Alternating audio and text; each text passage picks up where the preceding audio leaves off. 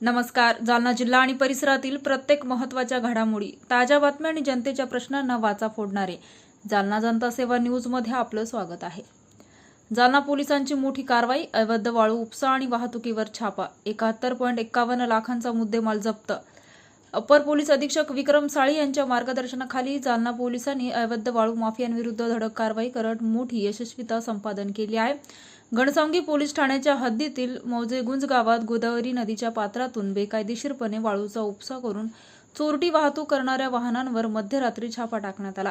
या कारवाईत पोलिसांनी एकूण 71,51,500 रुपयाचा मुद्देमाल जप्त केला आहे.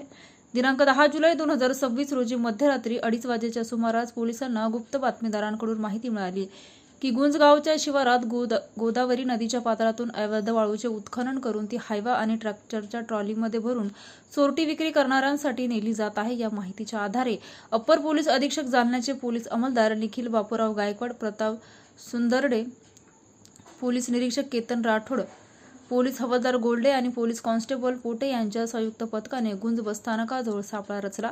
पोलीस पथकाला पाहताच आरोपी वाहन चालक अंधाराचा फायदा घेऊन आपली वाहने रस्त्यावर सोडून फरार झाले. पोलिसांनी तात्काळ सर्व वाहने ताब्यात घेतली असून त्यांची तपासणी केली असता त्यात मोठ्या प्रमाणात अवैध वाळू आढळून आली. पोलिसांनी पंचासमक्ष 7.5 ब्रास वाळू, 2 हायवा, 1 ट्रॅक्टर ट्रॉली, 1 कार आणि 2 मोबाईल असा एकूण 71.51 लाखाचा मुद्देमाल जप्त केला आहे.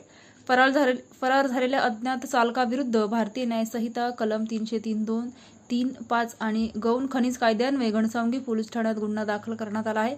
फरार आरोपीचा पोलीस कसून शोध घेत आहे. मिळाला माल 1 ट्रॅक्टर, 1 ट्रॉली, 1 जेसीबी मशीन तसेच 2 मोबाईल हँडसेट असा एकूण 71,51,500 किमतीचा मुद्देमाल पोलिसांनी जप्त केला.